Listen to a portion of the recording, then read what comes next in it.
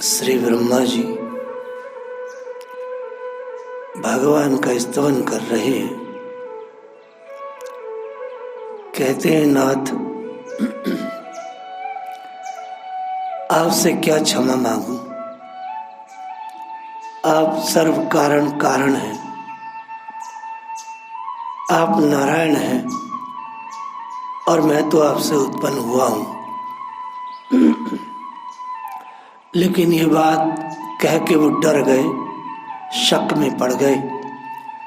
उनके मन में यह आया कि यदि भगवान ये कह दें कि तुम नारायण से उत्पन्न हुए हो तो जाकर के नारायण की सेवा करो, उनको मनाओ।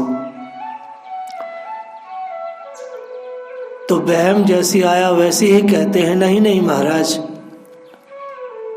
आप ही नारायण हैं। यह श्रुतियां कहती हैं, जब तीन लोग प्रलयकालीन जल में मिले थे, उस जल में भगवान नारायण थे और उनकी नाभि से कमल से मैं जन्मा। श्रुतियों का यह असत्य नहीं है प्रभु, मैं नारायण का पुत्र हूं, आपका पुत्र हूं। वह जो नारायण है कोई दूसरे नहीं, वह आप ही है। नार माने जीव, अयन माने आश्रय, आप समस्त जीवों के आश्रय हैं, इसलिए आप नारायण हैं। आप समस्त जीवों के अधीश्वर हैं। नार अर्थवा जीव और अयन अर्थात प्रवर्तक, इसलिए आप नारायण हैं। हे नाथ, जो वैसे नारायण है वह भी आपके अंश है और ये सब लीला का विलास। प्रभु, मैं जन्मा और 100 वर्षों तक ढूंढता रहा आपको, आप मिले नहीं। देवताओं के आयु से ढूंढता रहा, आप नहीं मिले। तब आपने स्वयं अपने श्रीमुख से मुझे मंत्र दिया और आज्ञा दी तप करने की। हे नंदनंदन, तब मुझे डायरेक्ट दर्शन नहीं हुए, अपने हृदय में आपके दर्शन हुए और दर्शन देके आप फिर मेरे हृदय से छुप गए। यह सब आपकी लीला है। श्री ब्रह्मा जी बोले जा रहे हैं। इतना सब कहने के बाद श्री ब्रह्मा जी ने कहा, अभी अभी मैंने देखा, कुछ दिन पहले आपने अपनी मां यशोदा को जननिया माया तत्मेव प्रकटीकृतम ते, आपने अपनी जननी को अपने श्री मुख से सब कुछ दिखाया। मैंने खुद देखा प्रभु। अभी अभी आपने इसी अवतार में उस बाहर दिखने वाले अनंत ब्रह्मांड को अपने अंदर दिखाया। यशोदा मैया को देखकर के चकित हो गई, मैंने खुद देखा। श्री ब्रह्मा जी के मुख से मां यशोदा की बात सुनकर के भगवान बहुत मुस्कुराए। इससे पहले नंद बाबा का नाम लिया था श्री ब्रह्मा जी ने, आज मैया का नाम भी ले दिया। प्रभु, मैंने स्वयं देखा, अपनी जननी को अपने मुख में समस्त ब्रह्मांड दिखाया। माता से संबंधित बात भी जाने दीजिए, अभी आज की ही बात है मेरे सामने, आपने क्या अपना ऐश्वर्य नहीं दिखलाया? प्रत्यक्ष देखा मैंने, आप अकेले रहे, फिर सारे ग्वाल बाल बछड़े झाग छीके छड़ी जूते सिंगा बेणु कपड़े ये सब के सब आप ही बन गए। मैंने स्वयं देखा और मैंने देखा ये सब कुछ चतुर्भुज नारायण हो गए। ब्रह्म द्वय शिष्य ते, ये आदित्य ब्रह्म अकेले रह गए। तो महाराज ये सारा का सारा आपका ऐश्वर्य का विकास मैंने स्वयं देखा। श्री ब्रह्मा जी भगवान की मैया और बाबा के नाम से अब स्तुति कर रहे हैं। भगवान रीझ रहे हैं। आप अनंत परमात्मा हैं, योगेश्वर हैं।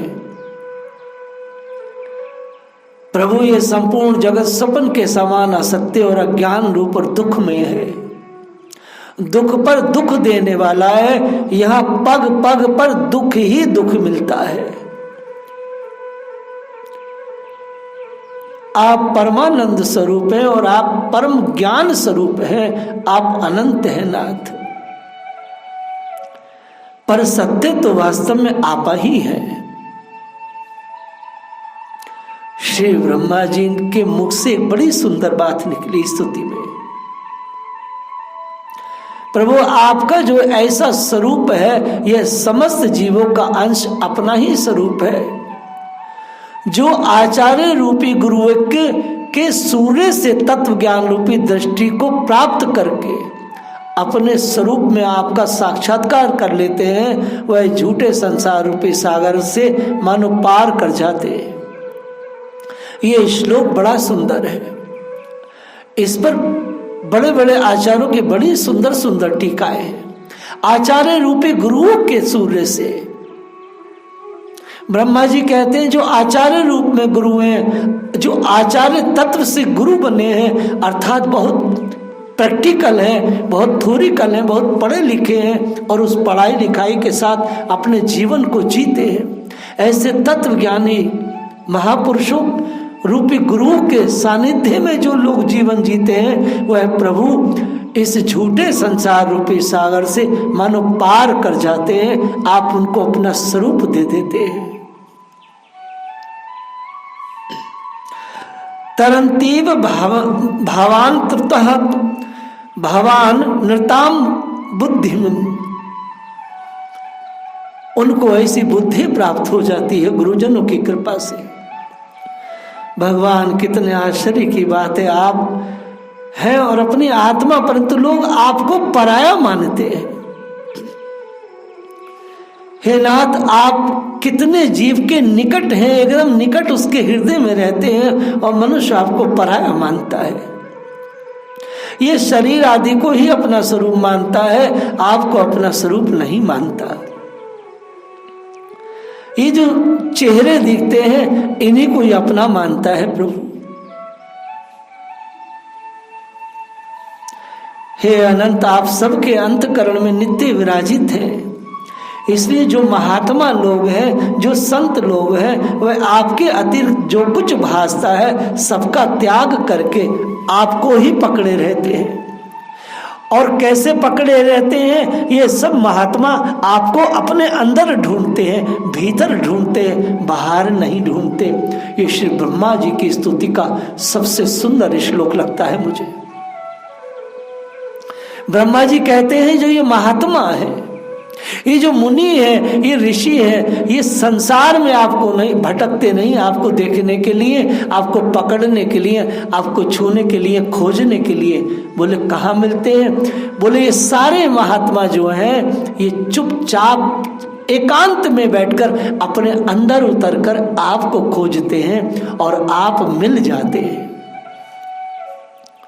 श्री ब्रह्मा जी कहते हैं, जो लोग बाहर आपको तलाशते हैं, प्रभु बाहर तो आप है ही नहीं, आप तो अंदर उसके निकट बैठे हैं। गोसाई जी ने गाया है कि बिल्कुल निकट ब्रह्म बैठा है और हम खोजते हैं इधर उधर। कबीर ने भी गाया है, बड़े बड़े ऋषियों ने, मुनियों ने गाया है, वह परमात्मा अंदर बैठा है और हम उसे मूर्ति में, मंदिरों में और सरोवरों में देख रहे हैं।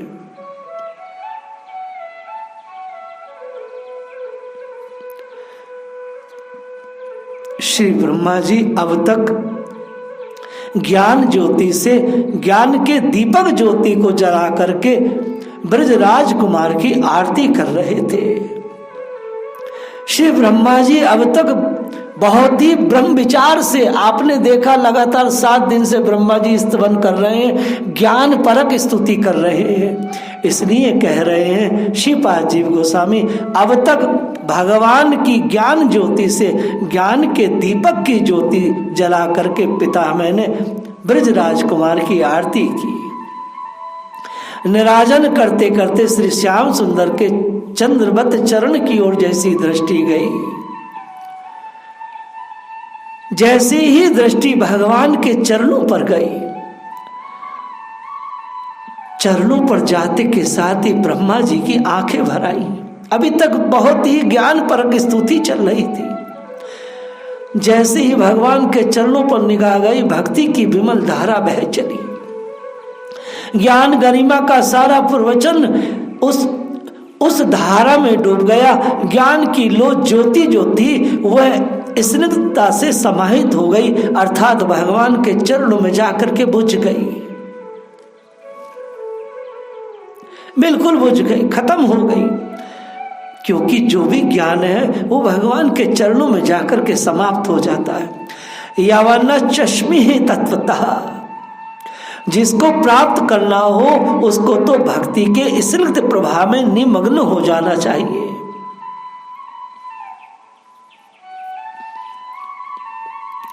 जिसको भी धारा चाहिए प्रेम की, उसे भगवान के चरणों के अलावा कहीं इधर उधर नहीं भटकना चाहिए। और वो चरण अंदर है। न मे विदु सुरगणा प्रभम न महर्षि, भगवान ने गीता में भी कहा है, कोई नहीं जानता, पर जिसने तुम्हारी कृपा प्राप्त की उसे तुम्हारी ही कृपा के कर से तुम्हारी महिमा का कुछ प्रकाश प्राप्त हो जाता है। लेकिन तुम्हारी कृपा से शून्य केवल ज्ञान के साधनों का आचरण करके वैराग्य की भूमि में प्रतिष्ठित होकर भी, योग का परम साधन करने पर भी, बड़ी ऊंची अवस्था में पहुंचने के बाद भी, महात्मा कहलाने के बाद भी, चिरंजीवी हो जाने के बाद भी महिमा का यथार्थ ज्ञान उनके हृदय में उदय नहीं होता, जिसे प्रेम कहते हैं। ब्रह्मा जी का हृदय द्रवित हो गया। भगवान के चरण नखचंद्रिका का दर्शन करके बोले, ये महिमा जानने की बात और तत्व जानने की बात, ये अभिमान की बात है। तत्व को जान लेंगे और तत्वज्ञ हो जाएंगे।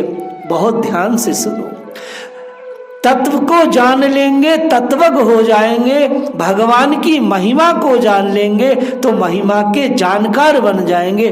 परंतु इससे मिलेगा क्या? बोलो, इससे मिलेगा क्या? असल में तो इनके पाद पल्लव की सेवा का अधिकार मिलना चाहिए। असली चीज तो सब ये है। बहुत जान गए भगवान की महिमा तो कथा कहने लगेंगे, तत्व को जान जाएंगे तो मौन हो जाएंगे, लेकिन मिलेगा क्या? भगवान के चरणों की सेवा का अधिकार तो श्री गोपियों को है।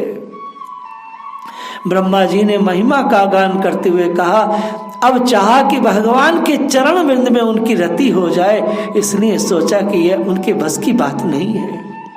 ये तो भगवान की कृपा से ही प्राप्त होता है। भगवान है कृपा परवश, तो कहीं ये कह दे तुम्हारा हो जाएगा एवं मस्तु। एक बार कहो ना, तुलसीदास जी ने तो बार बार कहा है। ये गोसाई जी ने कहा एक बार कह दो ना, तुलसीदास मेरा है। गोसाई जी ने कहा नाथ क्या बिगड़ता है, एक बार कह दो ना मेरा तुलसीदास। राम जी से न्योरा करते, महाराज एक बार कह दो मेरा तुलसीदास, बस मेरा काम बन गया। ब्रह्मा जी कहते कितना तप करूंगा, कुछ होने वाला नहीं। यदि ये एक बार, सिर्फ एक बार, भगवान एक बार कृपा कर दे, बस काम बन जाएगा। गोसाई जी कहते एक बार बस कह दो तुलसी मेरा, सो ही मेरा काम बन जाएगा। प्रभु के चरणों की ओर देखकर ब्रह्मा जी के मन में यह बात प्रकट हो गई कि अपना ले तो ठीक रहे। अपना ले कैसे, क्या करें? बोले यह शरीर तो अभिमानी है, ये ब्रह्म शरीर है, ये ब्रह्मा का शरीर है, सृष्टा का शरीर है, पितामह का शरीर है, वेद गर्भ का शरीर है। इस शरीर से कोई इनके चरणों की प्राप्ति हो जाए, यह तो ठीक नहीं।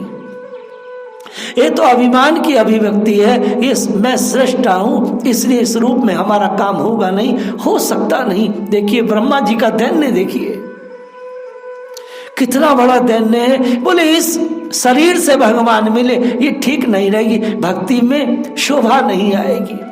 ब्रह्मा जी ने कहा, फिर भगवान मेरी एक प्रार्थना है, ये जो मेरा बुरा शरीर है, जो अभिमान से ठुका हुआ है, अभिमान से भरा हुआ है, इस शरीर से तो मुझे आपके चरणों की प्रीति प्राप्त ना हो, क्योंकि मैं बिल्कुल अपात्र हूं, इस शरीर से बिल्कुल ना हो, भक्ति में कलंक लगेगा। देखो कैसे अहंकारी को भी भगवान ने भक्ति दे दी।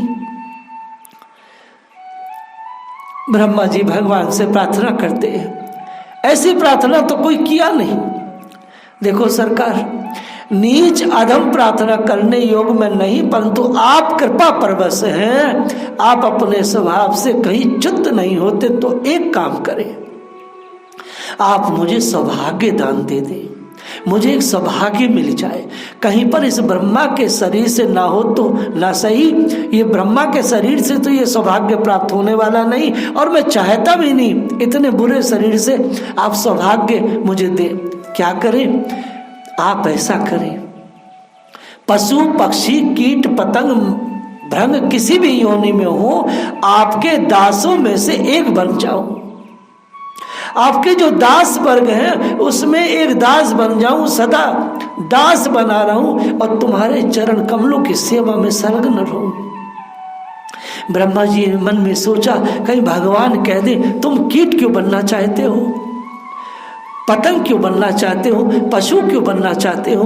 ब्रह्मा जी अपने मन में विचार किया, स्पष्ट बोले, मन में विचार किया और बोल रहे हैं स्पष्ट, बोले हे कृष्ण, मैं देख रहा हूं ना इन आंखों से, मैं इन अपने आंखों के सामने देख रहा हूं, ये भ्रमर कीट है ना, ये जो बनमाला आप पहने हैं इस पर ये भ्रमर मंडरा रहे हैं, इनका कितना सौभाग्य है, आपके जो चरण कमल है उनसे जो दिव्य सुगंध निकल रही है, उस चरण सरोह में इन भ्रमों ने अपने को न्यौछावर कर दिया है। गुरुदेव कहते हैं एक उत्प्रेक्षा है कि इन्होंने कहा है कि श्री कृष्ण किस मार्ग से गए, पहचान किया है, कहा भाई जहां भ्रमों का समूह जाता हो। कई बार होता था कि गोपी भगवान निकल गए तो कोई पूछता श्री कृष्ण कहाँ है, तो ब्रजवासी कहते जिधर को ये भमरों का समूह जा रहा है, समझ लो भगवान वहीं गए हैं, क्योंकि भमरे जो हैं वो श्री कृष्ण को छोड़ते नहीं, क्योंकि उनकी जो अंग सुगंध है उसके लिए भ्रमर ललायित रहते हैं, देवता भी भ्रमर बनकर आते रहते हैं। यह भ्रमर का कितना बड़ा भाग्य है। और पशु ये उन्होंने अपनी आंखों से देखा, छोटे छोटे बछड़े इनको कभी गले लगाते हैं, कभी इनकी गिरवा पर अपना हाथ फिराते हैं, कभी इनके मुंह को खोल करके अपने हाथों से कोमल कोमल तन देते हैं। ये बछड़े छोटे छोटे ये श्याम सुंदर के पास बैठ जाते हैं और जीभ निकाल करके उनको चाटने लगते हैं, श्री अंग लेहन करते हैं।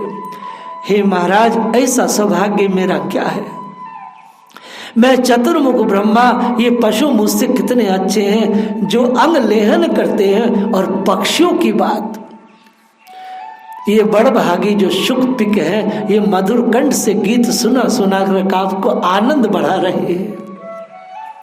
मैंने खुद देखा जब मुरली की ध्वनि इनके कानों में पड़ती है तो ये जड़वत हो जाते हैं, मानो पत्थर की मूर्ति हो, चित्र लिखे जैसे हो गए हो।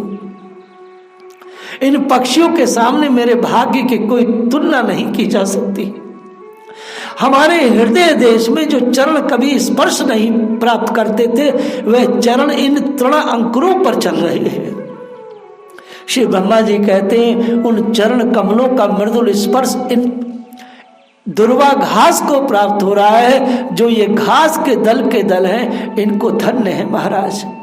इसलिए आप मुझे इनमें से कुछ बना दीजिए, यही सेवा प्राप्त हो कि आपके चरणों के नीचे घास बना रहूं, आपके चरण टिके रहे। आगे कहेंगे ये बड़े अधिकार की बात है, आपके चरणों की प्राप्ति। महाराज, आपके चरणों की प्राप्ति बहुत अधिकार की बात है। श्री ब्रह्मा जी की ये बात सुनकर हम लोगों को सोचना चाहिए, हम लोग भगवान से चाहते क्या है। सभी इतने माया मोहित हैं हम लोग कि तुच्छ से तुच्छ ऐश्वर्य की कामना भगवान से करते हैं। प्रेमियों के जीवन की जो लालसा होती है, ये लालसा किस रूप में इस समय ब्रह्मा जी के अंत स्थल की सरिता में हिलोरे ले रही है। यह प्रेमी जन और विषय जन का महत अंतर है साहब। ज्ञानी योगी निष्कर्मी जन जो है, उनसे जो प्रेमी जन की बड़ी विलक्षणता है।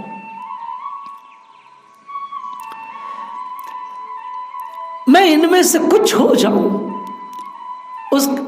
उसके अंदर तीव्र मुमुक्षा जागृत हो जाती है। योगी परम ज्योति परमात्मा का साक्षात्कार तो कर लेता है, कृतार्थ तो हो जाता है, लेकिन प्रेमी के पीछे है। प्रेमी जन भगवान के चरण कमलों का स्पर्श चाहते हैं, जीवन से उनकी सेवा होती रहे, चाहे जीवन कीट पतंग का क्यों ना हो, जीवन कितने कष्ट में क्यों ना हो, लेकिन बस उनके चरण की प्रीति बन जाए, सेवा हो जाए। वह यह नहीं कहते अमुक शरीर मिलना चाहिए, देव देह मिले, पितृ देह मिले, गंधर्व देह मिले, ब्रह्म लोग, जन लोग, तप लोग, कुछ मिले, इससे उन्हें कोई मतलब नहीं है। बस भगवान की सेवा मिले, भगवान के चरणों का स्पर्श होता रहे। प्रेमी है, समीप रहने की आकांक्षा भी है, काम भी है। प्रेमी जो होता है भगवान के समीप रहने की आकांक्षा को भी काम समझता है। कैसे?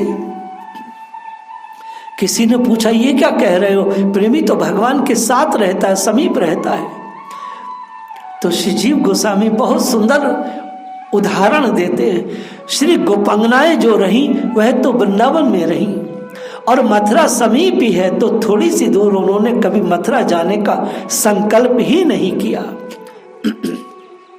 क्यों नहीं किया? उत्तर मिला कि ये जो प्रेमिका है ये कामुक नहीं है, ये प्रेमिकाएं हैं। प्रेमिकाओं में और कामुक स्त्री में बहुत अंतर होता है, प्रेमिका में और मैथुनी स्त्री में अंतर होता है। श्री कृष्ण यदि ये जो प्रेमिकाएं हैं, श्री गोपियां, ये क्या कहती हैं, इनका मत क्या है? सूर जी ने गाया है, श्री कृष्ण यदि चाहेंगे तो अपने आप आ जाएंगे, उनको सुख मिलेगा तब अपने आप बुला लेंगे, नहीं तो कृष्ण चरण बिंद की प्राप्ति तो हो ही गई है। श्री कृष्ण में यह मन पूरी तरह डूब तो गया ही है, श्री कृष्ण के चरण हमारे हृदय में स्थापित हो ही गए हैं, तो वह तो हृदय से कभी निकलते नहीं है, वो तो कभी जाएंगे नहीं। सो श्री कृष्ण का डायरेक्ट यदि संग मिले या ना मिले, इससे कोई मतलब हमें नहीं है। ये श्री जीव गोस्वामी के शब्द है। ये प्रेमिकाएं हैं, ये कामुकता नहीं है, ये कामुकाएं नहीं है, ये प्रेमिकाएं हैं। कामुकाओं में और प्रेमिकाओं में बहुत अंतर होता है। तब फिर समीपता और दूरता का प्रश्न रहता ही नहीं। जिन लोगों ने ब्रज नंदन श्याम सुंदर के चरण युगल पर अपने को न्योछावर कर दिया है, ऐसे प्रेमी जन अपने जीवन को एकमात्र ललसा को अपने हृदय में धारण करके जीवन को जीते हैं। ललसा की पूर्ति की तो बात ही नहीं है, वह ललसा है ही क्या? ललसा भगवान की है, ललसा भगवान के सुख की है। उनकी ललसा भगवान के लिए नहीं है, उनकी ललसा भगवान के सुख के लिए है। प्रेमी जनों के हृदय में दूसरी कल्पना आती नहीं, प्रेमी जनों के हृदय में कुछ नहीं आता, श्री कृष्ण तुष्टि आती है। वह अनंत जीवन तक, अनंत शरीरों से अनंत काल तक भगवान से इसी प्रकार से प्रेम करते हैं। ये प्रेमियों की बात है। जय राधे।